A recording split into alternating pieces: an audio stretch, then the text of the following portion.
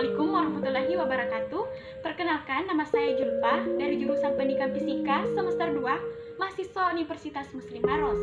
Kali ini saya akan mempresentasikan materi saya dengan judul Implikasi Pertumbuhan dan Perkembangan terhadap Penyelenggaraan Pendidikan dengan mata kuliah Perkembangan Peserta Didik. Baik, saya akan menjelaskan pertumbuhan fisik peserta didik remaja. Pertumbuhan fisik adalah perubahan fisik yang terjadi dan merupakan gejala primer dalam pertumbuhan remaja. Ada perbedaan perubahan fisik pada awal laki-laki dengan perempuan, dan anak perempuan mulai bertumbuh pesat pada usia 10,5 tahun dan paling lambat pada usia 12 tahun. Sedangkan anak laki-laki bertambah 12-15 cm dalam 1 tahun hingga pada usia 13 tahun sampai menjelang 14 tahun.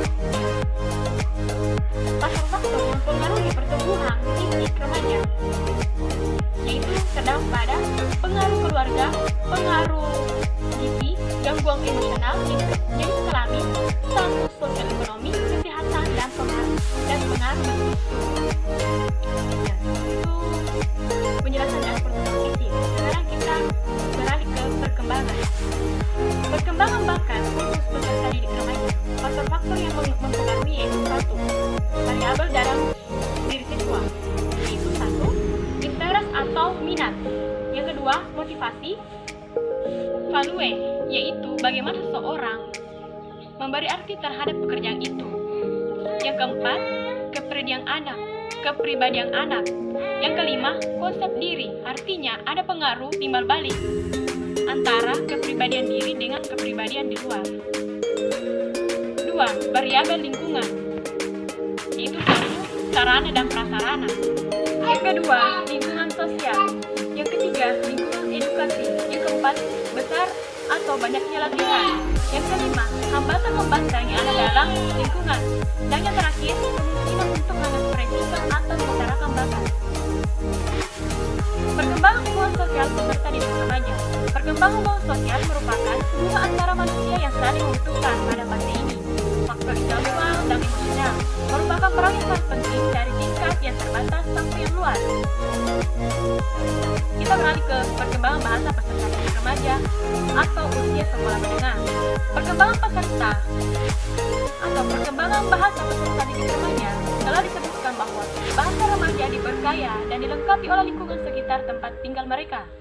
Remaja cenderung bergaul dengan sesamanya, yaitu remaja usia sekolah dari pergaulan dengan teman sebayanya ini. Kemudian timbul gaya atau pola bahasa yang mereka gunakan sebagai sarana dalam proses penyampaian atau sosialisasi.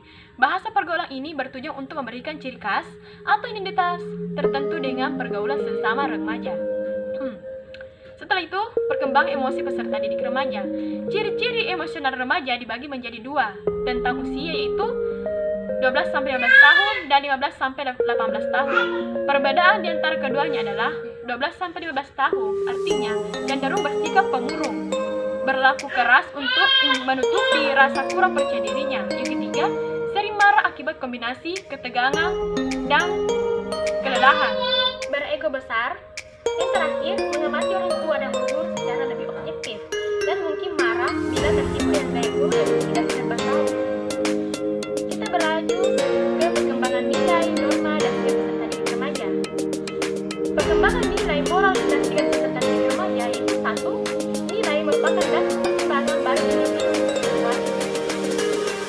Moral merupakan perilaku yang harus dilakukan atau dihindari.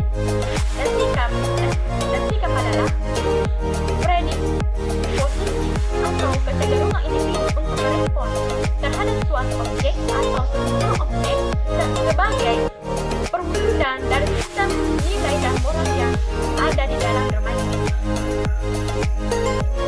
Salah satu karakteristik remaja yang selalu menonjol berkaitan dengan nilai adalah bahwa remaja sudah sangat berlaku sebagai pedoman, pegangan atau ditunjuk dalam mencari jalannya sendiri untuk menemukan identitas diri menuju kepribadian yang semakin matang.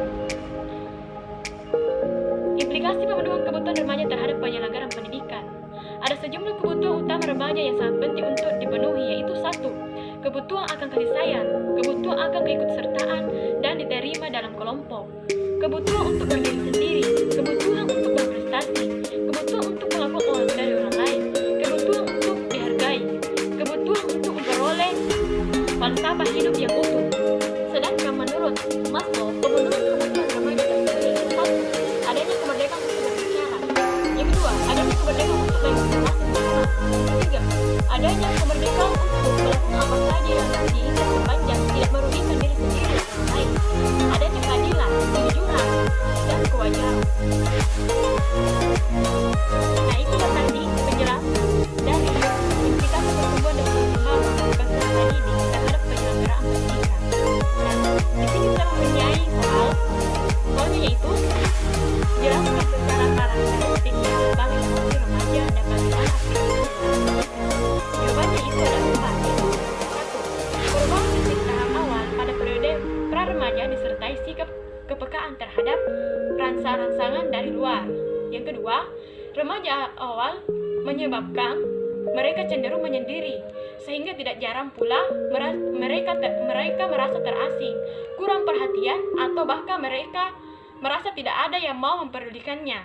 Yang ketiga, periode remaja tengah sudah semakin menyadari pentingnya nilai-nilai yang dapat dipegang teguh, sehingga jika melihat fenomena yang terjadi di masyarakat. Yang keempat atau yang terakhir, periode remaja akhir mulai memandang dirinya sendiri sebagai orang dewasa dan mulai mewujudkan pemikiran, sikap, dan perilaku yang semakin dewasa. Nah, itulah jawaban dari pertanyaannya. Dalam materi saya ini, dalam pengaplikasian kehidupan sehari-hari, misalnya, tahap emosi remaja yang cenderung pada perkembangannya di sekolah dapat dibantu dengan cara menanamkan nilai-nilai dan moral yang baik kepada peserta didik. Hal tersebut dapat diwujudkan dengan adanya beberapa mata pelajaran di sekolah, seperti pendidikan agama, budi pekerti, bimbingan dan konseling, serta beberapa mata pelajaran sejenis yang diharapkan mampu menumbuh kembangkan nilai dan moral agar perkembangan emosi peserta didik lebih stabil. Diskusi terhadap masalah nilai dan moral antara guru dan peserta didik dianggap penting agar tercipta sikap keterbukaan pada peserta didik. Sebagai akibatnya, pada diri peserta didik itu sendiri tidak tercipta emosi-emosi yang negatif, karena masa yang dipendam terlalu lama. Selain diskusi, pertimbangan dalam menyelesaikan konflik juga penting untuk diajarkan. Di sanalah pendidik membentuk karakter peserta didik agar lebih konsisten, logis, dan bijak dalam menemukan jalan keluar dari suatu permasalahan. Itulah tadi seputar pengaplikasian dalam kehidupan sehari-hari seorang remaja.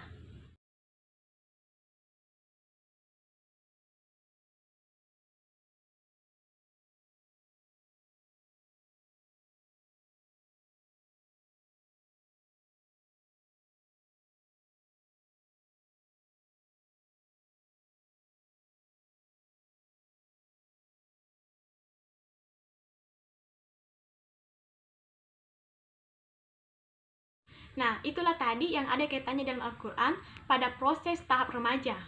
Mungkin itu yang bisa saya sampaikan terhadap materi saya, mulai dari penjelasan dan sampai contoh soal, pengaplikasian dalam kehidupan sehari-hari, dan yang terakhir, yang ada kaitannya dalam Al-Quran. Sekian dan terima kasih. Wassalamualaikum warahmatullahi wabarakatuh.